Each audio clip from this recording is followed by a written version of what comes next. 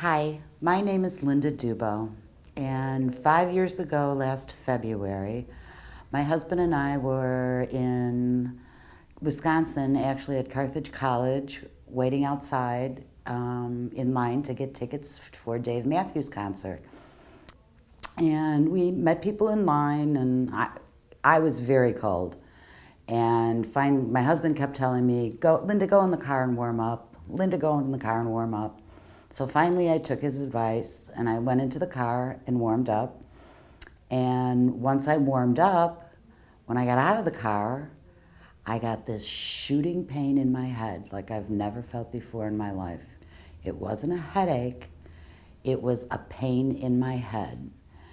I got into the back seat of the Jeep and just laid down and cried and screamed all the way home because every noise, every bump, everything felt like my head was going to explode.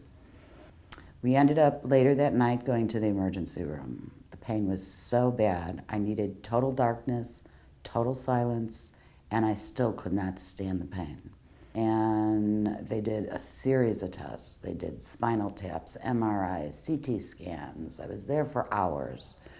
They didn't know what the problem was. They wrote a prescription for pain medication and told me to go back home.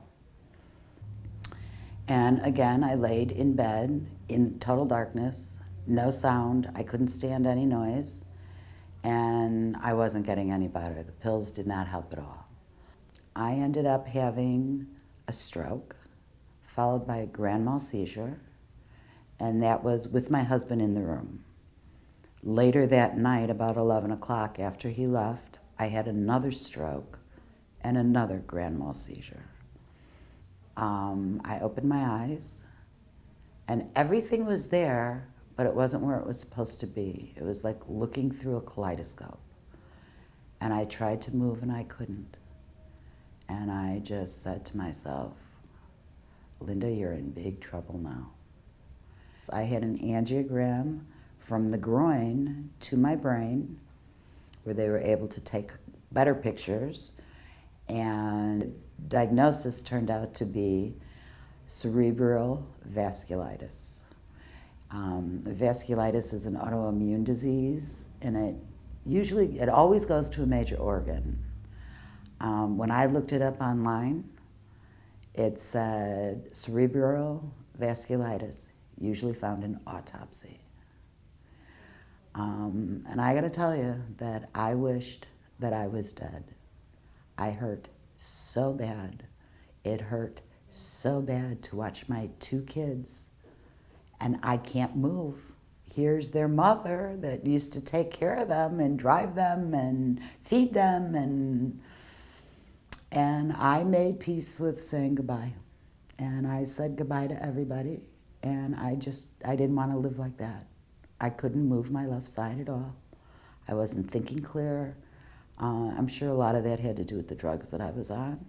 People who have been on medication for a long time and don't realize what it's doing to the insides of their bodies.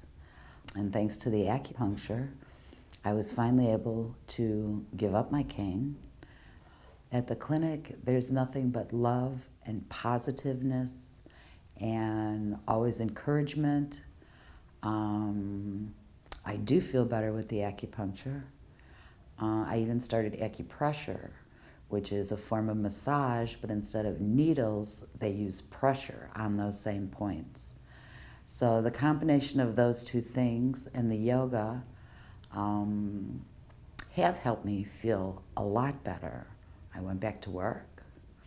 I am trying to lead as normal of a life as I possibly can. After acupuncture, I usually go home and take a nap because I feel so good.